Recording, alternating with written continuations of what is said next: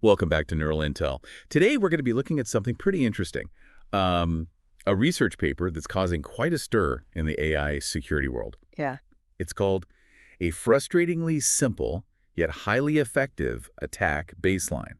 Over 90% success rate against the strong black box models of GPT-4.5 Wow. Get ready, because we're about to unpack a new attack method called M-attack. Wow. And trust me, it's a game changer. It's really fascinating how researchers are constantly finding new ways to kind of test the limits of even the most advanced AI systems. Right. In this case, they're targeting commercially available large vision language models, or LVLMs for short. Okay. These are the models powering things like GPT-4 and Claude. Now, you might be thinking, haven't we seen AI attacks before? What makes this one so different? You're right, attacks on AI aren't new, but what's interesting here is that previous attempts, specifically those using transfer-based attacks, Right. haven't been very effective against these powerful LVLMs. Think of a transfer-based attack like this. You create a slightly altered image, let's call it a trick image, Okay. that fools one AI. Then you try to use that same trick image to fool a different AI. Gotcha. The problem is these trick images were basically just random noise. And the LVLMs were either ignoring them or couldn't consistently interpret them. So it's like trying to trick a world-class chef with a burnt piece of toast. They've seen it all. Exactly. They know better. The researchers realized that these commercial LVLMs Yeah. are really good at one crucial thing: recognizing objects. Whether it's a cat, a car, or a banana, these AIs are trained to understand what they're seeing. Okay, so the AIs are good at recognizing objects. How did the researchers use that to their advantage? That's where the aha moment comes in. The researchers thought, what if instead of random noise, we create trick images that specifically target the AI's object recognition abilities? Yeah. What if we mess with the AI's ability to see correctly? And that's exactly what M-attack does. So instead of random pixels, they're making precise changes to the image that exploit how the AI understands objects. Right. M-attack does this through two key innovations. First, there's local level matching. Instead of changing the whole image uniformly, the attack focuses on smaller, semantically meaningful regions. Let me give you a concrete example from the paper. They showed an image of a fruit stand with melons to an AI, then used M-attack to make subtle changes. Suddenly, the AI was describing the same image as a market stall filled with apples. Wait, apples? Just from a few tiny changes? Exactly. And those changes were so subtle, you or I probably wouldn't even notice them. Wow. That's what makes M-attack so effective and a little unnerving. Okay, so that's local level matching. What's the second innovation? The second innovation is the use of a model ensemble. Okay. Think of it like this. The attackers use a bunch of practice AIs to find weaknesses that are common across different models. Then they use that knowledge to create trick images that are more likely to fool the real AI they're targeting. Gotcha. It's like finding the master key that unlocks multiple doors. So they're essentially reverse engineering the AI's perception, figuring out how to manipulate it from the inside out. Precisely. And the results were astounding. M-attack achieved over a 90% success rate against GPT-4.5, GPT-4.0, and even GPT-01, which is specifically designed for reasoning.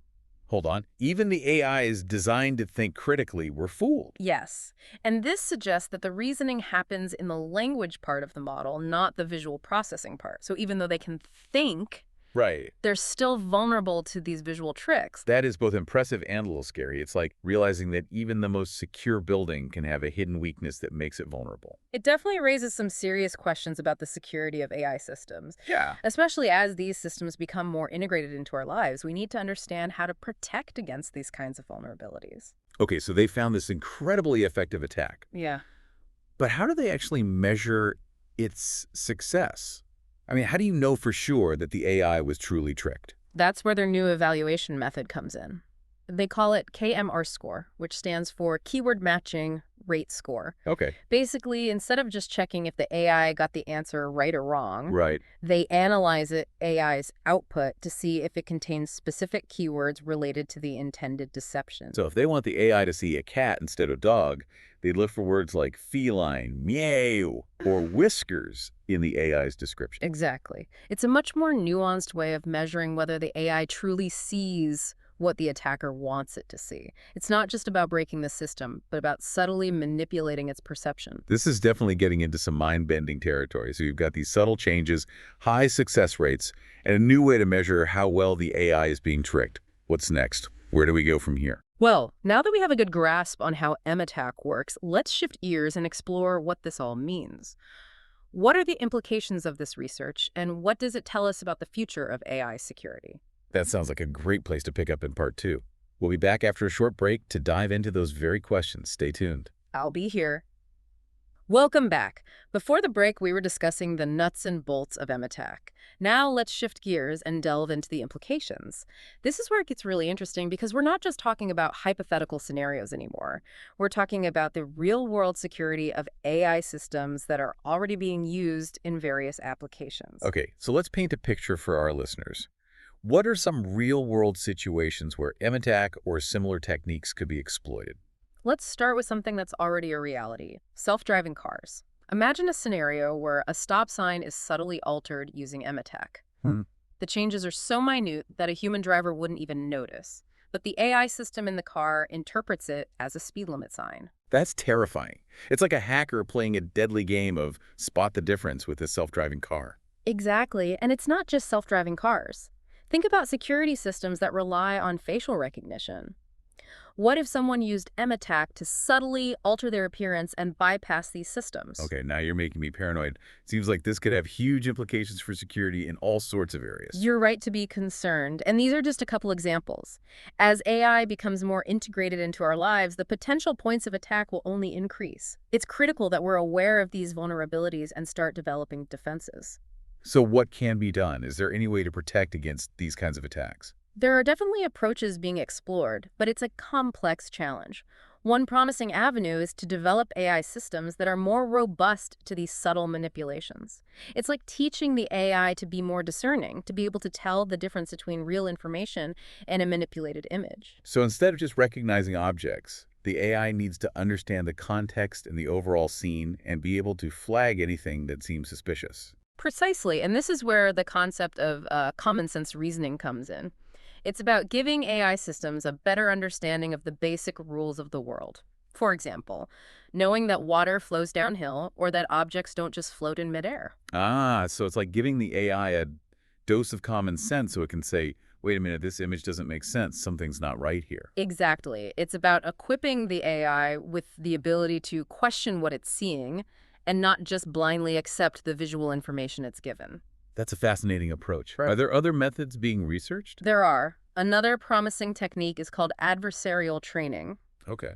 It involves exposing the AI to these trick images during the training process. So it's like giving the AI a vaccine against adversarial attacks. You expose it to a weakened version of the attack so it can build up immunity. That's a great analogy. By training the AI on these adversarial examples, it learns to recognize and resist them. This is all very impressive, but it also feels like a constant arms race.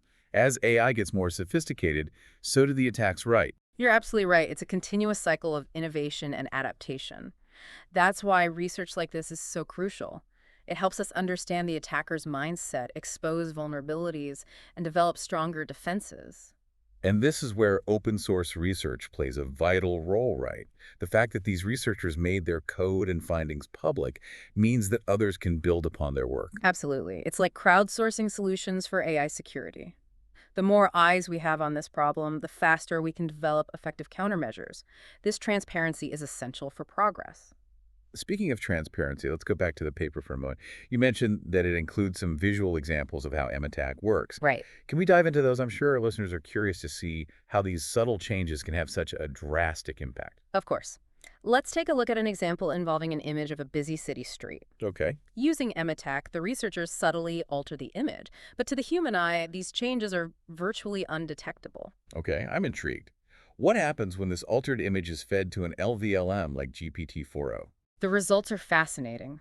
For example, a car parked on the side of the road might suddenly disappear from the AI's description, or a pedestrian crossing the street might be described as standing still. So it's like the attackers are manipulating the AI's perception of reality, creating a kind of alternate version of the image where things appear and disappear at their will. That's a great way to put it. The AI is essentially being gaslighted, tricked into seeing things that aren't really there or missing things that are. It's a bit like how stage magicians use misdirection and sleight of hand to fool their audience. Right. You're looking right at the trick, but you don't see the deception because your attention is being cleverly diverted. I like that analogy. And in this case, the AI's attention is being misdirected by these tiny yet significant changes in the image. This raises an important question. If these changes are so subtle, how do the attackers know where to make them? It's not like they're just randomly tweaking pixels. You're right. It's not random at all. Remember the model ensemble we talked about earlier? Yeah. That's where the magic happens. Okay, remind us how that works again. The attackers use these practice AIs or surrogate models to experiment and refine their attack strategy. They essentially use trial and error, guided by the responses of these surrogate models, to pinpoint the areas of the image that are most vulnerable to manipulation. So it's a process of reverse engineering the AI's perception, figuring out how to exploit its weaknesses. Exactly. By analyzing how the surrogate models respond to different changes, the attackers can create a map of the AI's perceptual vulnerabilities. It's like they're creating a blueprint for how to fool the AI, highlighting the pressure points that, when manipulated, can completely alter its interpretation of reality. That's a great visualization, and this blueprint is constantly evolving as AI systems become more sophisticated. That's what makes this field of research so dynamic and challenging. So it's a constant race to stay ahead of the curve, Yeah. and the stakes are only getting higher as AI becomes more deeply embedded in our lives. Absolutely. We need to ensure that these powerful technologies are used responsibly and ethically, and that requires a deep understanding of both their capabilities and their limitations. We've covered a lot of ground here, from the technical details of M-Attack to its potential real-world implications. But before we move on, I want to circle back to something you mentioned earlier, the potential for M-Attack to be used for good. It seems counterintuitive that a technique designed to exploit vulnerabilities could also be beneficial. It does seem paradoxical, but it highlights the dual nature of many technological advancements. Remember, M-Attack isn't just a weapon, it's also a diagnostic tool. Can you elaborate on that? How could this type of attack be used for good? Imagine applying M-Attack or variations of it to the field of medical imaging. Instead of trying to fool the AI, what if we use these techniques to subtly enhance medical images, making it easier for doctors to identify and diagnose diseases? So instead of manipulating the AI to misinterpret the image, we're using similar techniques to improve the AI's accuracy and sensitivity. Precisely. It's about harnessing the power of adversarial examples for positive purposes. By understanding how to manipulate AI perception, we can potentially unlock new possibilities in various fields. That's an inspiring thought. It reminds us that even research that focuses on the negative aspects of AI can lead to positive outcomes. Exactly. It underscores the importance of exploring all facets of a technology, both the good and the bad, in order to fully understand its potential. Well, I think we've explored the depths of M-Attack and its implications quite thoroughly. This has been a truly insightful dive into a critical aspect of AI security. But before we wrap up, I want to leave our listeners with one final thought to ponder. I'm all ears. We've talked a lot about the need to defend against these attacks and make AI more secure. But what if we flip this script for a moment? What if we look at M-Attack not as a threat, but as an opportunity? An opportunity to understand our own cognitive biases and vulnerabilities. That's an interesting perspective. Are you suggesting that by studying how AIs are fooled, we might learn something about how our own minds work? Exactly. Perhaps by examining the ways in which M-Attack exploits the AI's perceptual weaknesses, we can gain insights into our own susceptibility to manipulation and misinformation. That's a thought-provoking idea. It suggests that the study of AI security could have implications far beyond the realm of technology, shedding light on the very nature of human perception and cognition. Food for thought as we navigate this increasingly complex world of AI and its impact on our lives. I think it's time for us to wrap up part 2 of this deep dive. Before we do, I'd like to add one more thought to that. We've talked about the technical aspects of M-Attack, but it's important to remember that this is ultimately a human problem. What do you mean by that? Well, the development of these attacks, the motivations behind them, and the potential consequences all stem from human choices and actions. So you're saying that AI security isn't just about building better algorithms and defenses. It's also about fostering a culture of responsibility create and use these technologies. Precisely. It's about recognizing that AI is a tool, And like any tool, it can be used for good or for bad. Ultimately, it's up to us as humans to ensure that these powerful technologies are used responsibly and ethically. That's a great point to end on. We'll be back after a short break to continue our exploration of AI security. Stay tuned for part 3. Welcome back to Neural Intel. We spent the last 2 segments unpacking M-attack, this new method of fooling AI with incredibly subtle changes to images. We've seen how it works, explored its potential impact on everything from self-driving cars to security systems, and even considered how those same techniques could be used for good in fields like medical imaging. But before we wrap up, there's one more piece of the puzzle we need to examine. You're talking about KMRScore, right? Yeah. The new way of measuring how effective these attacks are. Right. It's not just about whether the AI gets the answer wrong. It's about how convincingly its perception has been shifted. It's like if I show you a picture of a dog and convince you it's a cat. I haven't just changed your answer. I've altered how you see the world. KMRScore tries to capture that level of manipulation. Can you break down how it works? Absolutely. Imagine the researchers want to make an AI. I think a picture of a park is actually a beach scene. Okay. With KMRScore, they wouldn't just check if the AI says beach. They'd analyze the AI's entire description looking for keywords related to beaches, things like sand, waves, ocean, sunbathers, and so on. So the more beach-related keywords the AI uses, the higher the KMR score and the more successful the attack is considered to be. But wouldn't it be easy to game the system? Couldn't someone just stuff the AI's output with random beach words? That's a good question, and the researchers anticipated that. KMRScore isn't just about counting keywords, it's about analyzing their relevance and context within the AI's description. So if the AI starts talking about sandcastles on the sidewalk or waves crashing in the parking lot, KMRScore would flag that as nonsensical and likely manipulated. So it's not just about fooling the AI into saying the right words. It's about creating a coherent and believable narrative that aligns with the intended deception. KMR score is like a lie detector for AI. That's a great way to think about it. It's about assessing the depth and consistency of the manipulation, not just the surface level output. This is all incredibly fascinating and a little bit unsettling. It's like we're peering into the future of AI and seeing both its immense potential and the daunting challenges that come with it. As we wrap up this deep dive, I want to shift gears for a moment and ask you a bigger picture question. We've been focusing on the technical aspects, but ultimately this is about humans, isn't it? Absolutely. AI security is a human issue as much as a technical one. It's about understanding our own motivations, biases, and limitations. The people developing these attacks, those defending against them, and those ultimately impacted by them, we're all part of this complex equation. So while we need to keep advancing our technical capabilities, we also need to cultivate a sense of responsibility and ethical awareness in how we develop and deploy AI. It's not enough to just build smarter systems. We need to ensure they're used for the right reasons. I couldn't agree more. And that's a challenge that goes beyond any single research paper or technical solution. It requires a shift in mindset, a collective recognition that AI is a powerful tool that must be wielded with care and foresight. That's a powerful message to leave our listeners with.